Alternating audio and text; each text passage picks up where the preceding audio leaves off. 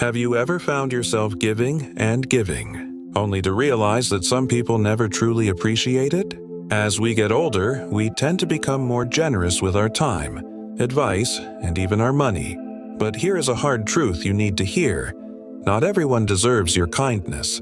Some people will drain your energy, take advantage of your generosity, and leave you with nothing in return. Welcome to Blessed Elderly. Today, we're going to talk about 4 types of people you should never help in your old age. These are the individuals who will use your goodwill against you, making you feel obligated, guilty, or even financially strained. If you want to protect your peace of mind and financial security, you need to know who to avoid helping, no matter how much they plead. Before we identify these draining personalities, if you believe in setting healthy boundaries to protect your well-being, please subscribe to our channel now. Now, I want you to think about your own life. Comment below. Have you ever helped someone and later regretted it? You are not alone. Let's learn how to recognize these situations before they happen. 1. The chronic taker. Some people in life have a habit of always taking but never giving back. They come to you when they need something, whether it's money, time, or a favor. But the moment you need support, they are nowhere to be found. These are the chronic takers, and they will drain you of your resources without a second thought. At first, they may seem genuinely appreciative. They thank you and promise they'll repay the favor. But over time, you notice a pattern.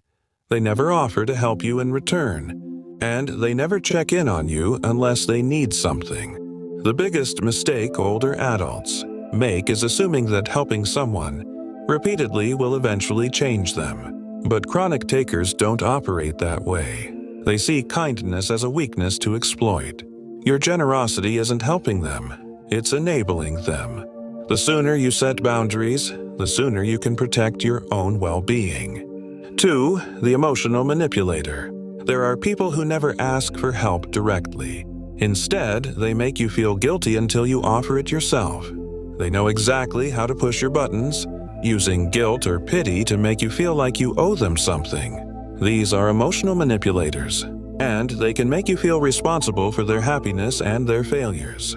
You might recognize them by the way they frame every conversation around their suffering.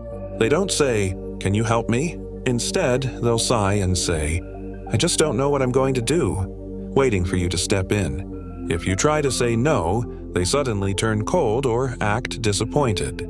Emotional manipulators don't just drain your resources, they drain your energy. The more you help, the more they expect. You are not responsible for fixing everyone's problems. You are allowed to say no. 3. The reckless spender.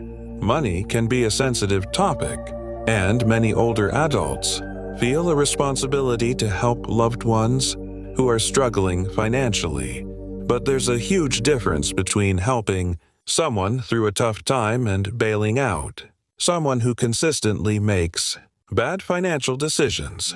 The reckless spender is the person who always seems to be in a financial crisis, but never learns from their mistakes. They live beyond their means, rack up debt, and make impulsive purchases. Yet, every time they run out of money, they expect you to fix it. Their financial problems are not due to bad luck. They are due to bad decisions. The hard truth is that you cannot save someone from their own financial irresponsibility.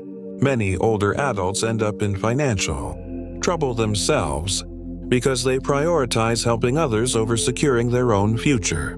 Your first priority should always be protecting your own security. 4. The perpetual victim. Some people go through life always blaming others for their problems. No matter what happens, it's never their fault. They always have an excuse for why things didn't work out. These are the perpetual victims, and they will pull you into their cycle of negativity, draining your energy and emotions in the process. At first, they may seem like they just need encouragement. They talk about how unfair life has been. You listen and offer advice, but soon you notice a pattern. No matter what solutions you suggest, they always have an excuse for why it won't work. They're not looking for help. They're looking for validation that their life is unfair. The thing about perpetual victims is that they do not want to change. If they did, they would take responsibility for their actions. The more you support them, the more they depend on you to keep their story alive. As we've discussed, aging should be a time of peace, not stress. You've worked hard and learned valuable lessons. Now is not the time to let chronic takers, emotional manipulators, reckless spenders, or perpetual victims rob you of the happiness and security you deserve.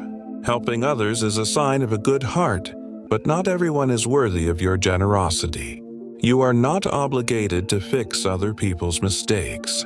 From this point forward, make a commitment to put yourself first. Surround yourself with people who appreciate you and respect your boundaries. Your time is precious. Spend it wisely. We want this to be a place where we can share wisdom. Share a story in the comments below. Have you ever had to set a boundary with one of these types of people?